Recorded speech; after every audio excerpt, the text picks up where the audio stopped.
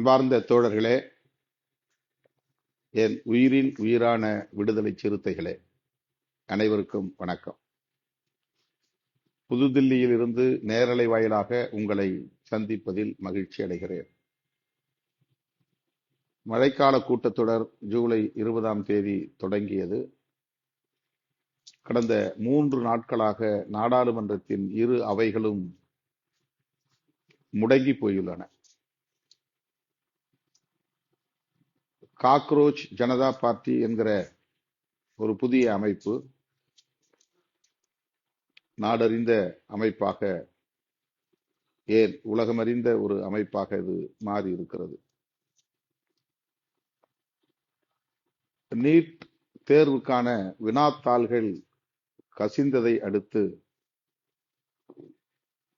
அதற்கு பொறுப்பேற்று கல்வித்துறை அமைச்சர் திரு தர்மேந்திர பிரதான் பதவி விலக வேண்டும் என்பதை ஒற்றை கோரிக்கையாக முன்வைத்து உண்ணாநிலை அறப்போராட்டத்தை இந்த இயக்கம் தொடங்கியது. அவர்களுக்கு ஆதரவாக விஞ்ஞானியும் சமூக ஆர்வலருமான திரு சோனம் வாங்சு அவர்கள் தொடர் உண்ணாநிலை அறப்போராட்டத்தில் ஈடுபட்டார். 20 நாட்களுக்கு மேலாக தொடர்ந்து அவர் உண்ணாநிலை அறப்போராட்டத்தில் ஈடுபட்டு உடல் நலிவுற்று காவல்துறையினரால் அந்த போராட்ட களத்தில் இருந்து அப்புறப்படுத்தப்பட்டு மருத்துவமனையில் அனுமதிக்கப்பட்டு சிகிச்சை பெற்று வருகிறார். அவரை தொடர்ந்து மாணவர்கள், இளைஞர்கள், சமூக ஆர்வலர்கள்,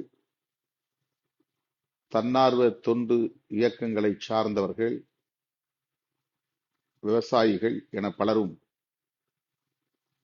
இந்த ஆர்ப்பாட்டத்திற்கு ஊக்கமளிக்கும் வகையில் ஒத்துழைப்பு நல்கி வருகின்றனர்.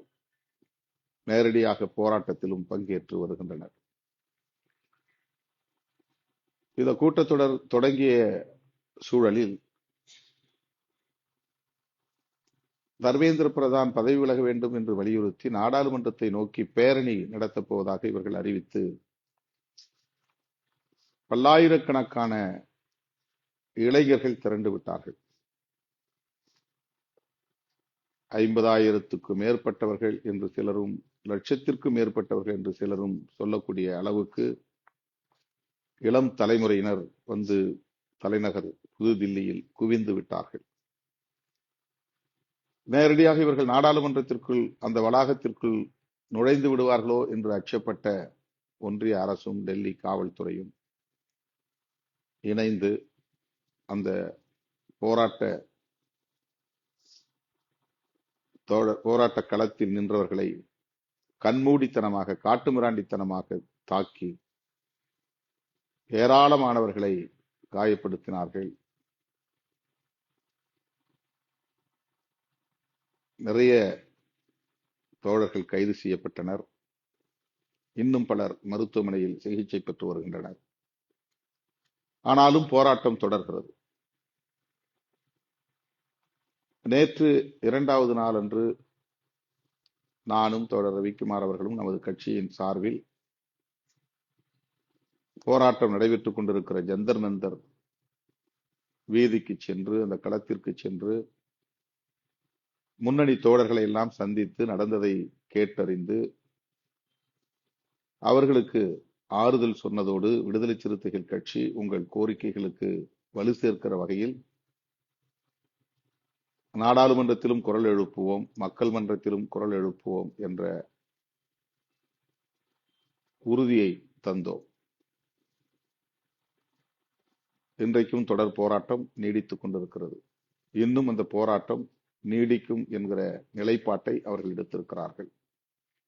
இப்போது கோரிக்கைகள் மேலும் கூடியிருக்கின்றன. தர்மேந்திர பிரதான் பதவி விலக வேண்டும், பேரணியில் சென்றவர்கள் மீது தாக்குதல் நடத்தியவர்கள் யாராக இருந்தாலும் அவர்கள் மீது நடவடிக்கை எடுக்க வேண்டும். குறிப்பாக சீருடை அணியாத பல பேர் அந்த கூட்டத்தில் உருட்டு கம்பிகளோடு, குண்டான் தடிகளோடு வந்திருக்கிறார்கள். போராட்டக்காரர்கள் மீது தாக்குதலை நடத்தியிருக்கிறார்கள். அவர்கள் ஆர்எஸ்எஸ் காரர்களாகத்தான் இருக்கும் என்று மாணவர்கள், இளைஞர்கள், இந்த சிஜேபி கட்சியை சார்ந்தவர்கள் நம்புகின்றனர். எனவே அவர்களை எல்லாம் அடையாளம் கண்டு அவர்களை கைது செய்ய வேண்டும், சட்டப்படி நடவடிக்கை எடுக்க வேண்டும் என்பது அடுத்த கோரிக்கை. மேலும் பிரைம் மினிஸ்டர், நாட்டின் தலைமை அமைச்சர் இதற்கு வருத்தம் தெரிவிக்க வேண்டும் என்கிற கோரிக்கைகளை எல்லாம் இணைத்து இந்த போராட்டம் நீடிக்கிறது. காங்கிரஸ் பேர் இயக்கத்தினுடைய தலைவரும் மக்களவை எதிர்க்கட்சி தலைவருமான திரு ராகுல் காந்தி அவர்களும் அவருடைய உடன்பிறப்பான பிரியங்கா காந்தி அவர்களும் காங்கிரஸை சார்ந்த முன்னணி தலைவர்கள் பலரும் பிரதமர் நரேந்திர மோடி அவர்களின் இல்லத்திற்கு சென்று அவரை சந்திக்க வேண்டும் என்று முயற்சித்தார்கள். அனுமதி இல்லை என்பதனால் சந்திக்க இயலவில்லை. அங்கேயே நின்று போராட்டத்தில் ஈடுபட்டார்கள், அங்கேயே அமர்ந்து மறியலில் ஈடுபட்டார்கள். அவர்களும் கைது செய்யப்பட்டதை நாடு அறியும். இப்படி இந்த தொடர் போராட்டம் நாளுக்கு நாள் வலுப்பெற்று வருகிறது. இந்த போராட்டத்தை ஆதரித்தும் மாணவர்கள் மீது, இளைஞர்கள் மீது நடத்திய தடியடி தாக்குதல்களை கண்டித்தும் ஆங்காங்கே இப்போது போராட்டங்கள் வெடிக்க தொடங்கியுள்ளன. தமிழ்நாட்டிலும் கூட சிஜேபியை ஆதரித்து கரப்பான்பூச்சி ஜனதா கட்சி அதனை ஆதரித்து மாணவர்கள், இளைஞர்கள் வீதியில் இறங்கியிருக்கிறார்கள். இத்தகைய சூழலில் நாடாளுமன்றத்தின் இரு அவைகளிலும் இந்தியா கூட்டணி கட்சிகளை சார்ந்த விடுதலை சிறுத்தைகள் உள்ளிட்ட கட்சிகள் யாவும் தர்மேந்திர பிரதான் பதவி விலக வேண்டும், அது குறித்து விவாதிப்பதற்கு அவையை ஒத்திவைப்பு தீர்மானத்தை ஏற்று அது தொடர்பாக விவாதிப்பதற்கு அனுமதிக்க வேண்டும் என்று குரல் எழுப்பினோம். ஆனால் மக்களவையிலும் சரி, மாநிலங்களவையிலும் சரி, அதற்கு அனுமதிக்கவில்லை. ஆகவே மூன்றாவது நாளான இன்றும் அவை, மக்களவையும் சரி, மாநிலங்களவையும் சரி, நடைபெறவில்லை. தோழர்களே, இத்தகைய சூழலில்தான் விடுதலை சிறுத்தைகள் கட்சியின் சார்பில் தமிழ்நாடு முழுவதும் 234 சட்டமன்ற தொகுதிகளிலும் வருகிற 27ஆம் தேதி திங்கட்கிழமை ஆர்ப்பாட்டம் நடத்துவது என்று அறிவிப்பு செய்திருக்கிறோம். இந்த ஆர்ப்பாட்டம் மிக மிக இன்றியமையாத ஒரு தேவை. தமிழ்நாட்டில் மட்டுமல்ல, தேசிய அளவில் நீட் கூடாது என்ற கருத்தை விடுதலை சிறுத்தைகள் கட்சி தொடக்கத்திலிருந்து வலியுறுத்தி வருகிறது. பிற மாநிலங்களில் அதற்கான விழிப்புணர்வை ஏற்படுத்த வேண்டும் என்ற குரலையும் விடுதலை சிறுத்தைகள் வெளிப்படுத்தி வருகிறது. தமிழ்நாட்டுக்கு நீட் வேண்டாம் என்றுதான் தமிழ்நாட்டில் பலரும் பேசினார்கள். தமிழ்நாட்டில் கடந்த ஆட்சியின் போது இதற்காக சட்ட மசோதா அறிமுகப்படுத்தப்பட்டு நிறைவேற்றப்பட்டு ஒப்புதலுக்காக குடியரசுத் தலைவருக்கும் அனுப்பி வைக்கப்பட்டது. அது ஏற்கப்படவில்லை. ஆக தமிழ்நாட்டுக்கு மட்டுமில்லை, இந்தியா முழுவதும் நீட் கூடாது என்கிற குரல் ஒலிக்க வேண்டும். அனைத்து தரப்பினரும் அனைத்திந்திய அளவில் கடுமையாக இதனை எதிர்த்து குரல் எழுப்ப வேண்டும் என்கிற கருத்தை தொடர்ந்து விடுதலை சிறுத்தைகள் கட்சி வலியுறுத்தி வந்ததை நாம் அறிவோம். நாம் அந்த கருத்தை வலியுறுத்தி வந்திருக்கிறோம். ஆக இன்றைக்கு நாம் எதிர்பார்த்ததைப் போல தமிழ்நாட்டை விடவும் தீவிரமாக வடநாட்டு இளைஞர்கள், மாணவர்கள், பொதுமக்கள் நீட்டுக்கு எதிரான போராட்டத்தில் தீவிரமாய் ஈடுபட்டு வருகின்றனர்.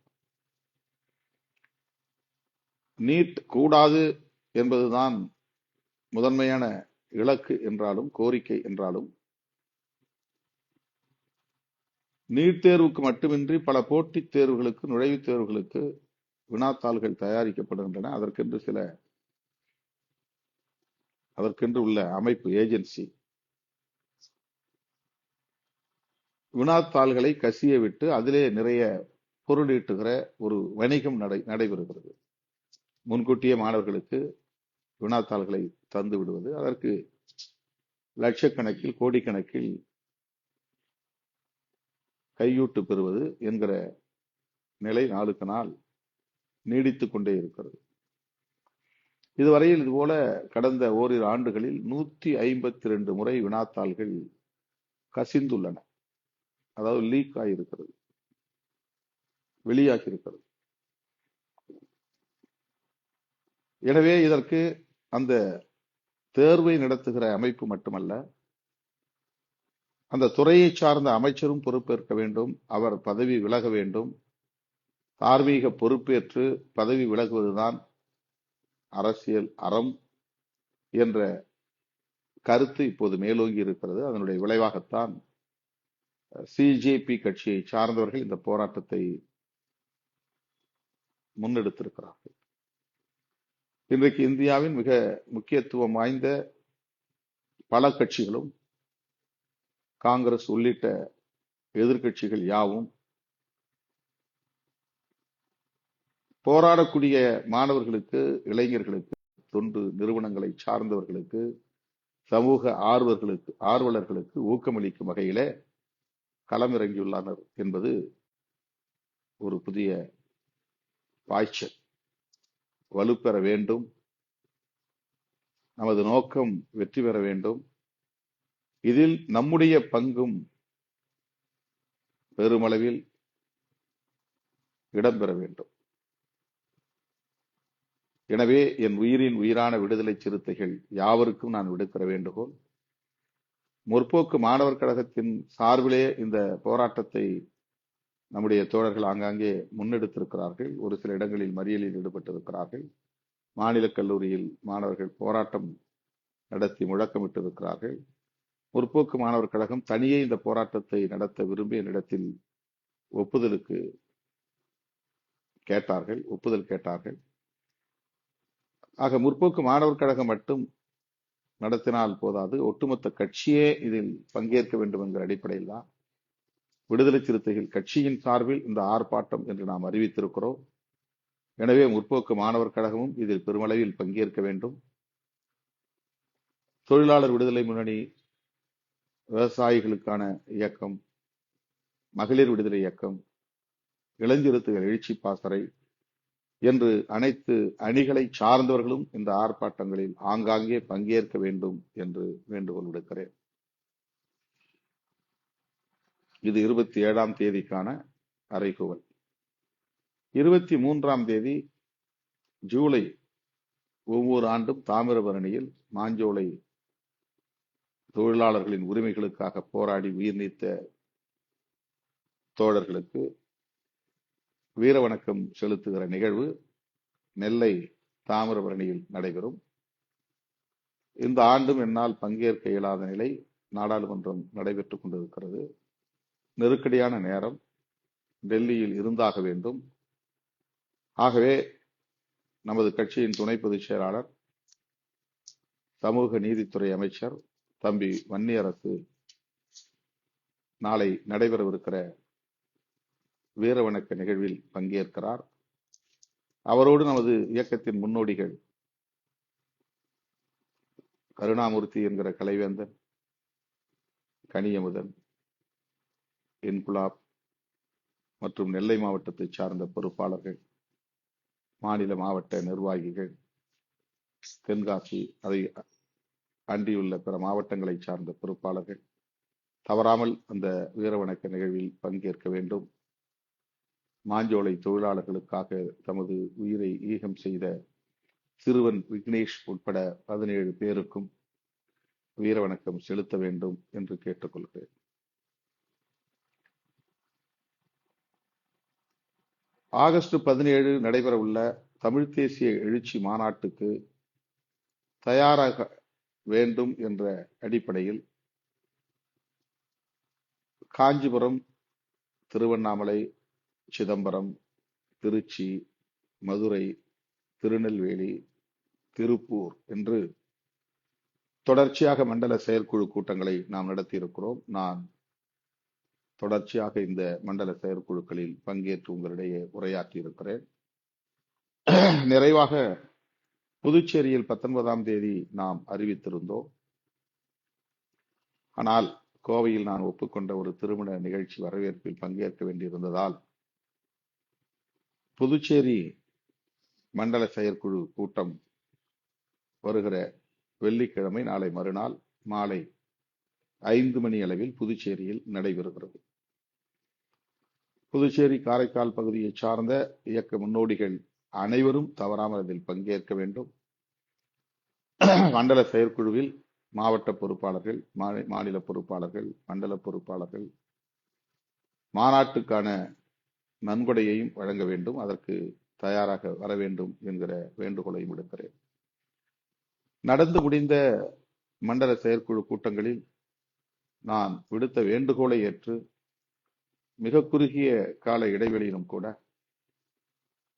தீவிர முனைப்புடன் களப்பணியாற்றிய வெற்றிகரமாக இந்த செயற்குழுக்களை நடத்தி கொடுத்த மண்டல பொறுப்பாளர்கள், மாவட்ட செயலாளர்கள், இதர மாவட்ட பொறுப்பாளர்கள், துணைநிலை அமைப்புகளை சார்ந்த நிர்வாகிகள் அனைவருக்கும் நான் இந்த நேரத்தில் நன்றி சொல்ல கடமைப்பட்டிருக்கிறேன். ஆனால் நான் விடுத்த வேண்டுகோளின்படி ஒவ்வொரு சட்டமன்ற தொகுதிக்கும் குறைந்தது 1 லட்சம், அதற்கு மேல் எவ்வளவு வேண்டுமானாலும் உங்கள் வலிமைக்கு ஏற்ப தனிநபர் நிதியாகவோ கூட்டாகவோ வழங்க வேண்டும் என்று நான் கேட்டுக்கொண்டேன். ஏனென்றால் மாநாட்டுக்கு கடந்த காலங்களில் இல்லாததை போல் அண்மை காலமாக நாம் இந்த பிரமாண்டமான ஏற்பாடுகளை செய்கிறோம். மாநாட்டு திடலை சீர்படுத்துவது முதல் பல்லாயிரக்கணக்கான நாற்காலிகள், அதற்கு ஏற்ப விளக்குகள், ஒளி அமைப்புகள், LED திரைகள்,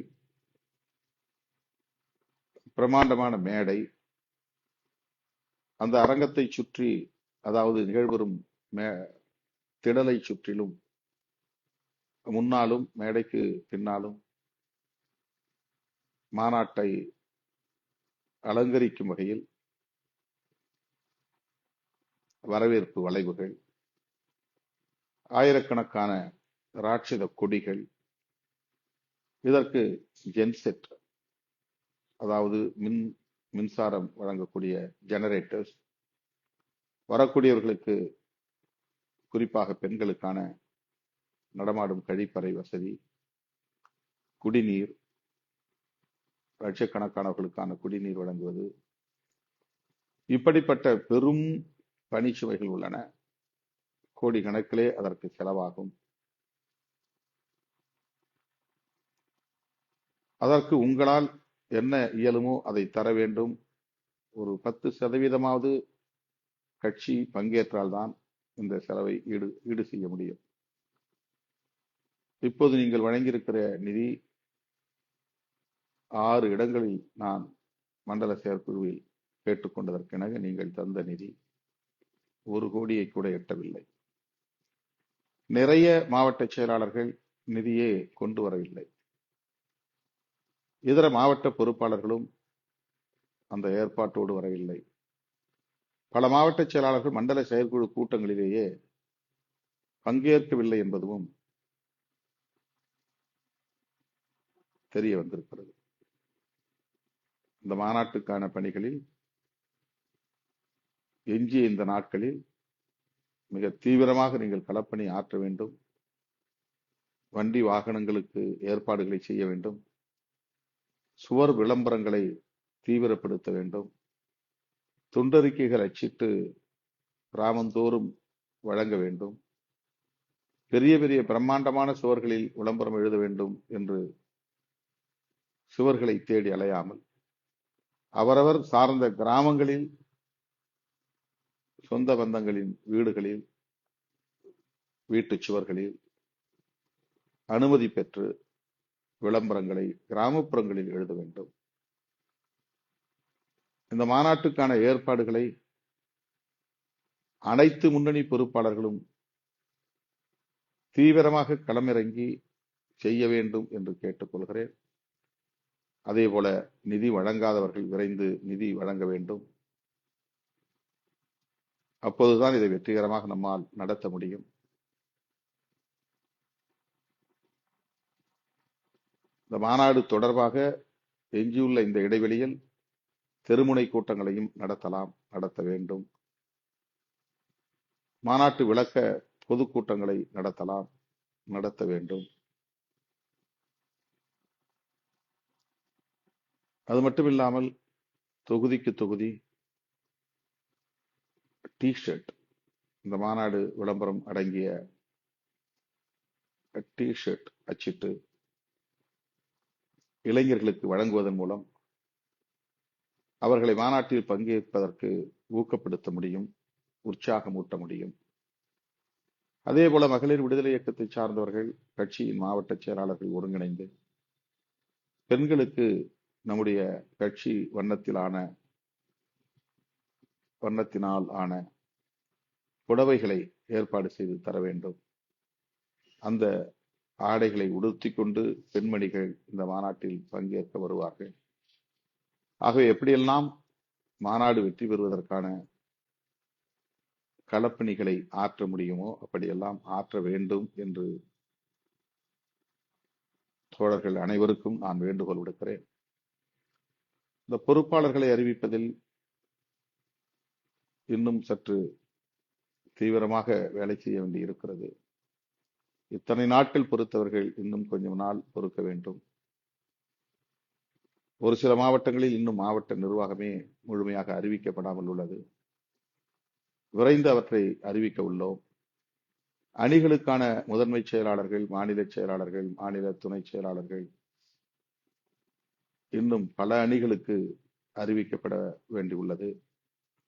அதன் பிறகுதான் அமைப்பு செயலாளர்கள், துணை பொதுச் செயலாளர்கள், முதன்மை செயலாளர்கள் ஆகியோரையும் தலைமை நிலைய செயலாளர்கள் போன்ற பொறுப்புகளுக்கான பட்டியலையும் அறிவிக்க வேண்டியுள்ளேன்.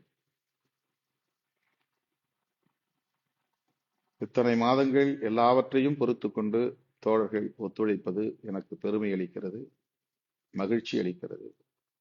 அதற்கு நான் நன்றி சொல்ல கடமைப்பட்டிருக்கிறேன். எனவே மேலும் சில வாரங்கள் பொறுத்திருள வேண்டும் என்று கேட்டுக்கொள்கிறேன். இந்த மாநாடு தமிழக அரசியல் களத்தில் பெரும் தாக்கத்தை ஏற்படுத்த வேண்டும். இந்திய அரசியல் அரங்கின் கவனத்தை ஈர்க்க வேண்டும். உண்மையான தமிழ் தேசியம் அரசமைப்பு சட்டத்திற்கு உட்பட்ட கோரிக்கைகளை முன்வைக்கும் ஒரு தேசியவாதமாக நம்முடைய விடுதலை சிறுத்தைகளின் தமிழ் தேசியம் பிரகடனப்படுத்தப்படும். மாநாட்டுக்கான மலர் தயாராகி வருகிறது, மாநாட்டில் வெளியிடப்படும். ஆக மாநில சுயாட்சியை மீண்டும் அழுத்தமாக வலியுறுத்துவதுதான் இந்த தமிழ் தேசிய மாநாட்டின் முதன்மையான நோக்கம்.